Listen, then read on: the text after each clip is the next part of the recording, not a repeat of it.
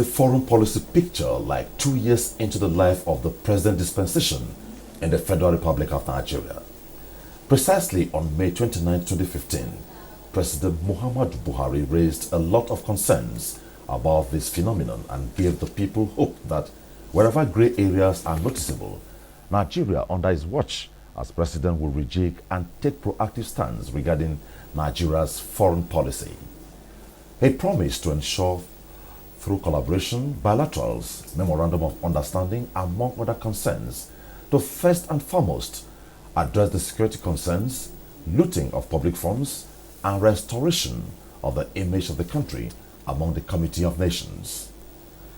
Has all these paid off? Mr. President, within the period under review, that is 2 years of his administration, embarked on several diplomatic shuttles as well as hosted presidents and heads of governments of other countries, received envoys, among other engagements. Let's take a listen to some of them, starting with the fallout of President Muhammadu Buhari's visit to China. Top on the list of priority areas of engagement for President Buhari's visit to China is agriculture and mining. To make the path straight and facilitate cooperation in that regard, drivers of bilateral engagements and negotiators have been in Beijing for days, meeting the facilitators of that sector in China. Negotiations were incomplete without sitting down with various agricultural modernization and mechanization companies, particularly China's largest farming equipment manufacturer, Cameco. So many agreements, so many bilateral, so many MOU will be signed with the federal government and some of the companies that are here. So many companies has interest in Nigeria. So we are going to work with them closely to learn from their experience and at the same time to use the same techniques they use to reach the level where they are today in terms of agriculture, in terms of manufacturing, in terms of industrialization. With the theme, Exploring New Horizons and New Opportunities in China, the president's visit is set to open up new areas to diversify the Nigerian economy. We have to come up with the new techniques, with new methods, and with new technology, which China has everything on ground to copy from them. So we are taking this back to Nigeria, and we are going with the experts so that we can be able to learn more, and we will be by the agreement that we sign with them in these two critical areas, mining and agriculture. Following the federal government's development agenda, the Governors Forum has been working behind the scene in China to secure agreements to the terms of cooperation in the mining and agricultural sectors.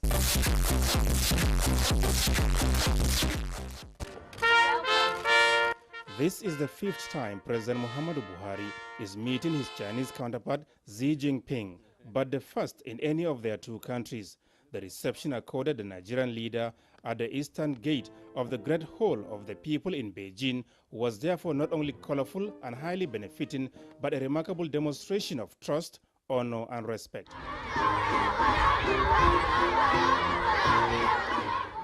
The Chinese culture, tradition, and hospitality were also put on display as President Muhammadu Buhari and Xi Jinping led their country's high-powered delegations to the inner chamber of the Great Hall for talks on issues of common interest.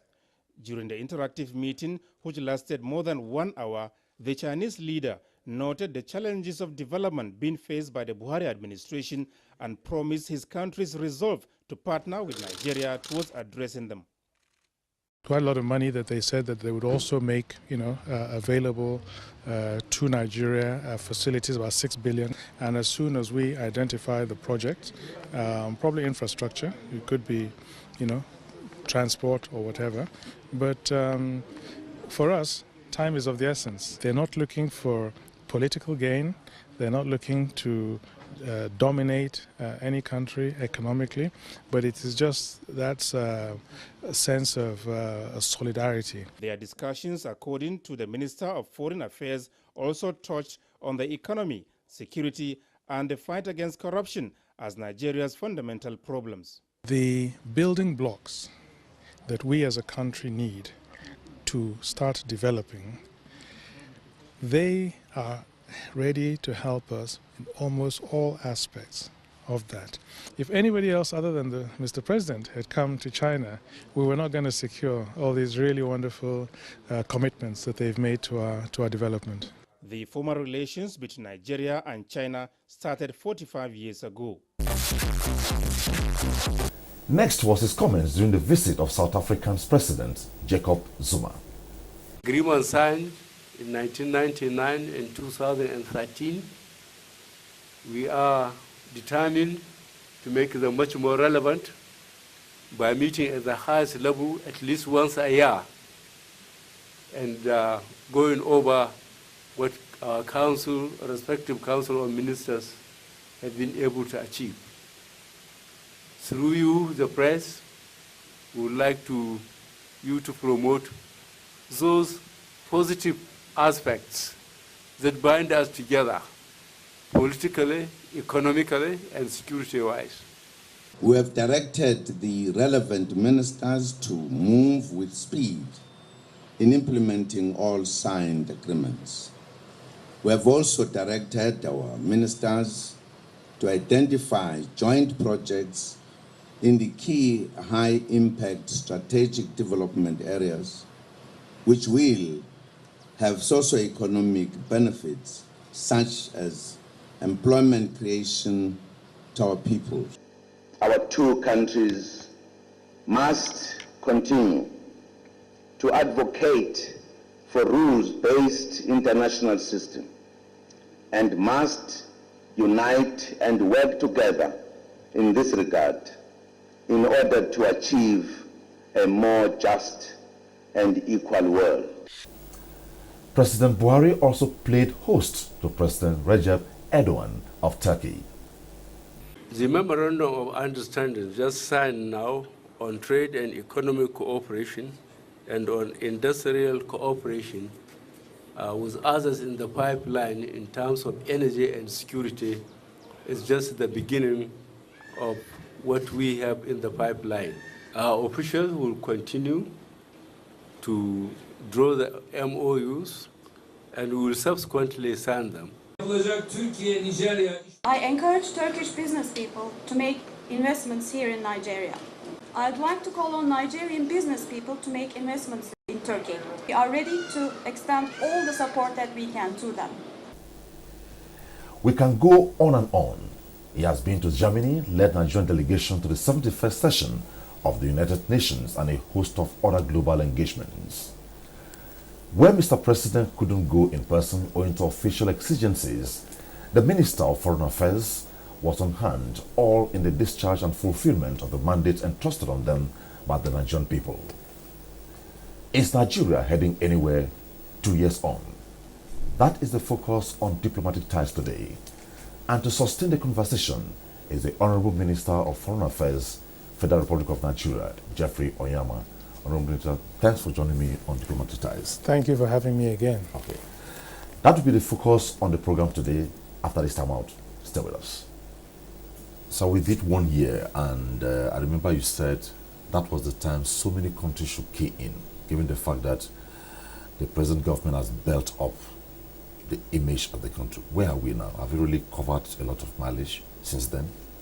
Yes, we have. We have indeed. Yes, we have. And we're engaging a lot more profitably with more countries around the world.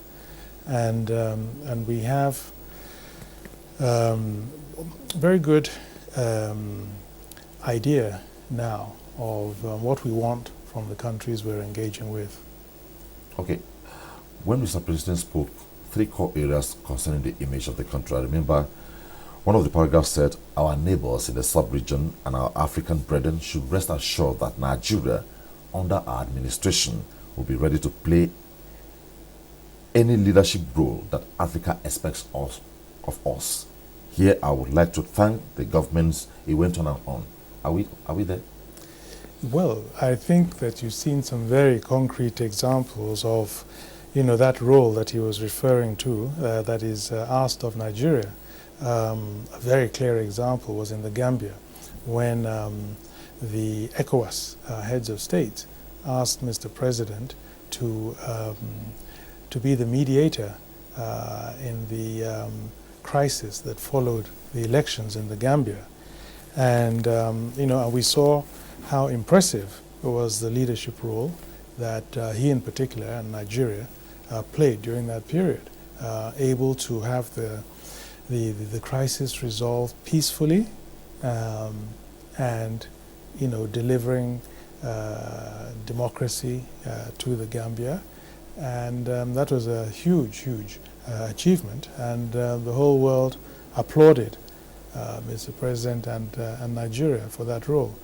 So yes, indeed, we are more and more being called upon to play that leadership role in Africa. We see that again also in some conflict areas around the continent. In the South Sudan, the leaders look to Nigeria and other African countries to play a role there.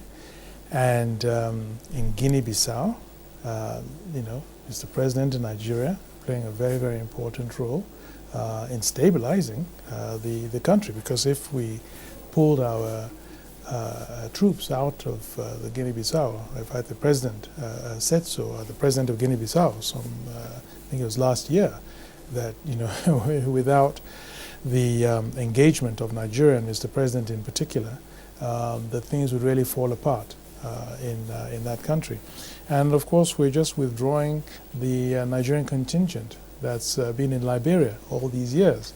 We take it for granted that Liberia is a stable country, but it's only in the last couple of weeks that we've now formally started to withdraw our troops from Liberia. So and then also in Somalia we have our policemen who are also there helping to support the government. So clearly I think Mr. President has really kept his promise that Nigeria is at the service of Africa, and is really playing that very important role of leadership. At the African Union Secretariat recently, the AU Commissioner in charge of Peace and Security said that Nigeria set up a joint task force, military task force, and this has only happened at the sub-regional level, but this is the first time a country will coordinate other countries, and they succeeded. But a number of persons did not get to understand what that meant. Can you expand on this? It was as though the praise was too much for Nigeria. Is that true? I don't understand. Yes, it's a clear success. I don't think it's just Nigeria. I think that all the countries that make up the multinational joint task force have played an important role. Their leaders have played an important role. Cameroon, Chad, Niger, Benin. But clearly, yes, Nigeria is really the eye of the storm, as it were, with regards to Boko Haram. So we are playing. But the point he made, he said there are pockets of crisis in other sub-regional levels, but no one country could put them together, but Nigeria did. Yes, we were able to do that. But also don't forget that the nature of the conflict in the northeast has spilled over into all these other countries.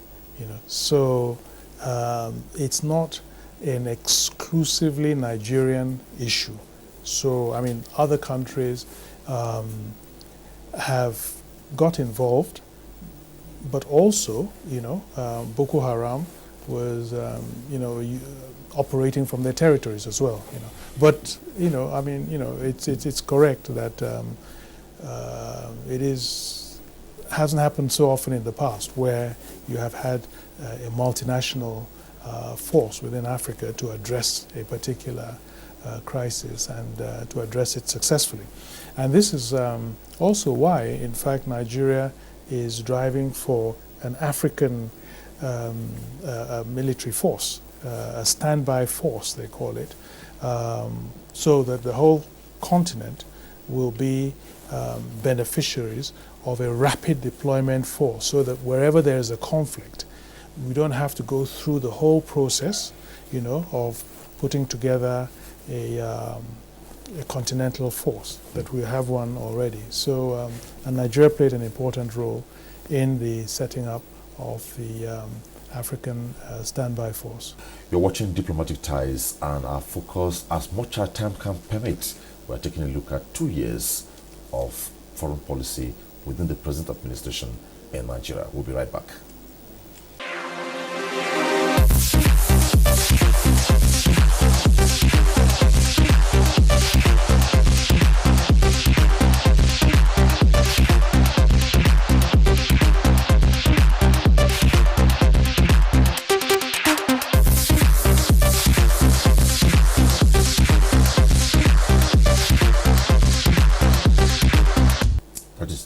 Of security now. Now, one other concern he had was the need for African countries, mostly Nigeria, to collaborate with other nationals to ensure that loots from Africa, mostly Nigeria, are returned. Have we had a success story in this area? Yeah, I think so, yes, very much so. The first challenge with that was, I think, to get the buy-in of a lot of countries, but most especially the more industrialized countries, because that was a favored destination of a lot of the stolen loot. And for a very long period of time, it was not really the priority of a lot of these countries, you know, to go out of their way to help in repatriating these funds. I mean, they felt that it was just a matter for the courts, and African countries can just deal with their courts. So the real success story has been the way Mr. President has been able to reach out to a lot of the political leaders of those countries and really get them on board and determined to help. And that was very important, to get that political commitment. And that translated into a United Nations resolution that a number of countries, including Nigeria, had been pushing for over almost 10 years. That's the UN resolution on the illicit flow of funds, and getting the international community to take their responsibility within their borders in helping countries recover stolen loot, and most importantly, in removing a lot of the barriers that countries face. It's notoriously difficult, you know, going through all the courts and all the other administrative procedures that are required, and the costs that you know, that is implied in that. Helping them to get these funds back quicker and more cheaply. Well, when he led a huge contingent to China, he raised a lot of dust from the critics of government that so much was spent. But taking a flashback, so many MOUs, bilaterals were endorsed, and we expect by now we should be getting results. Have we started reaping results from the China visit? Absolutely. In fact, we're really in implementation mode. A great number of projects funded under that, you know, as a result of that visit, and you know, and huge projects. So absolutely, we are, and Mr. President is, you know, very keen, was very keen on us coordinating all the different ministries, coming together, identifying our priorities, and presenting them, and then that all the agreements that have been signed, following up on them. So, so no, we've been very, very active in that area. Okay, let me come back home a bit before we go back for the diplomatic shots to know what we have achieved in 2 years. Mm-hmm. Just recently, the acting president came up with executive orders, and one of them clearly is a flash searchlight on your ministry, which is the fact that visas and other processes within your ministry for investments to thrive. How do you intend to carry on with this? To boost the ease of doing business in Nigeria? Yeah, we have a very, very important role to play in that. And immediately we sent out directives to all our embassies around the world to issue visas within 48 hours, and to have a much more user-friendly internet page, for applicants and so forth. And because obviously it starts from those foreign countries, the whole process of foreign direct investment. So we're very much on board. We've been part of the Presidential Enabling Business Environment Council, and have really been very engaged in that.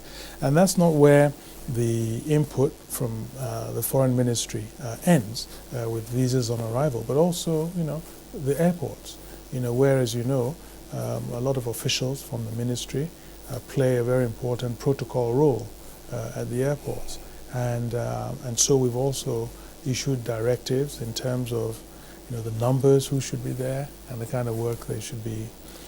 Absolutely. No, absolutely. We really do. And, within the ministry, there's also something I'm trying to push in restructuring the ministry to also, and repositioning it to be able to deliver on all these expectations. And, that is a desk-to-desk analysis of the headquarters and all the embassies around the world, and do comprehensive gap analysis. What are the challenges? Where are we falling short in our work procedures? In the equipment we have in the ministries, in the skills profile of those working in the ministries, to really lift up the ministry into the 21st century, to be able to respond to the 21st century challenges.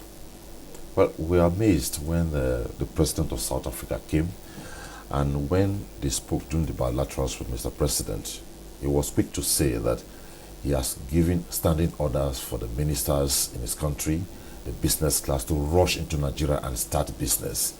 But a couple of months or weeks after, Afrophobic, xenophobic came up. You did you covered a lot of mileage. Where are we with it in terms of stemming it? Well, thanks be to God. Since my visit to South Africa, there have been one or two incidents. Of course, we could never trivialize them, but by and large, we have not seen the scale of the attacks that took place before that visit. We've put in place a mechanism which we call an early warning unit, where the Nigerian embassy, the Nigerian consulate, the Nigerian Union in South Africa, and would meet on a regular basis with the Ministry of Home Affairs of South Africa, which is responsible for the police, the Ministry of Foreign Affairs, and the police department itself. So to work together, as a team, to share intelligence and to help to be proactive in preventing these, and then also to discuss issues of compensation for the losses already suffered, and how to act. And the reason we did that was because there was a real trust deficit between the Nigerian community and the South African police. Okay. Well, I know we'll be discussing on other issues, but believing God, somewhere next year we'll be discussing the third leg of this administration, foreign policy-wise. What should we hold you for when you come? What will be your expectation? What should Nigerians expect then? Okay. Really, for a successful country in a global village of today, it's all about the economy. Trump has gone to Saudi Arabia. They've signed hundreds of billion-dollar contracts. That's what every country is looking for. Competitive environment, trade, and to lift your people out of poverty. So what I really I have a real pet project. I want the foreign ministry to be the hub and the platform for every Nigerian business person to have direct market access to all the countries in which Nigeria has a presence, an embassy or a mission. I think that we have to play that role in delivering economic dividends to our people. That's how we can turn around the economy and really take off. And I think the Ministry of Foreign Affairs has an important role to play in that. Okay. Thank you so much, Honorable. It was nice talking with you on Diplomatic Affairs. The pleasure is mine. Thank you. Okay. That's about that on the program today. We're talking with the Minister and we took a look, even if we went here and there, at what it has been 2 years on of the President administration, foreign policy-wise. Thanks for watching. We are guest same time next week.